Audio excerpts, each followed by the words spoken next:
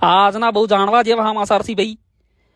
Driving ટેસ્ટમાં licence કઢાવવાનું, licence કઢાવવા માટે આરટીઓમાં જતું રહેવાનું, જેટલા બધા કાગળ હોય ભેગા કરીને બધા આરટીઓ માલ દેવાના, અને તોથી સીધું ટેસ્ટ માટે અંજનામાં જતું રહેવું। ડ્રાઇવિંગ ટેસ્ટમાં જો એક વખત ટેસ્ટ લઈ લેવો, નહીં તો નપાસ થો એટલે સીધી ગાડી જવા દેવાની અંજના ટેસ્ટમાં।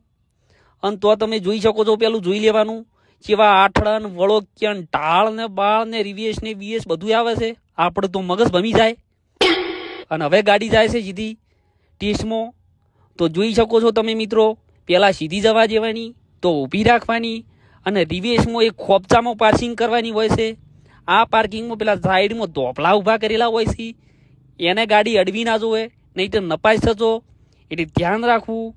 અને પાર્કિંગ થઈ જાય એમ ખેમ તો તોથી સીધી જવા દેવાની। આગળ ઢાળ આવશે, એ ઢાળ ઉપર ગાડી તમારે 3-4 સેકન્ડ ઊભી રાખવાની, અને પાછી ના પડે એનું ધ્યાન રાખવાનું। તોથી એમ ખેમ પાર કરી અને સીધો તમારે જવાનું રહેશે। એક આઠડો દોરેલો હશે ઇંગ્લિશમાં, વળોક્યાની જેમ ને હાપોલિયાની જેમ, તો આ હાપોલિયું તમારે પાર કરવાની રહેશે। જોઈ શકો છો, સ્ટીરિંગ ઓમથી ઓમ વાળવાનું, ઓમથી ઓમ વાળવાનું, શક્કર આવી જાય ભાઈ।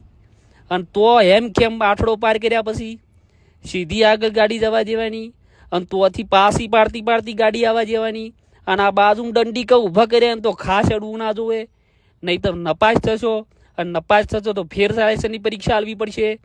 અને જો રિવેશમાં પાર્કિંગ થઈ જાય, આ પાર્કિંગ થઈ જાય એટલે તમે પાસ સમજી લેજો। અને આવા નવા સમાચાર જોવા માટે અમારા ઇન્સ્ટાગ્રામ ચેનલને ફોલો કરવાનું ભૂલશો નહીં। જય માતાજી મિત્રો, જય માતાજી।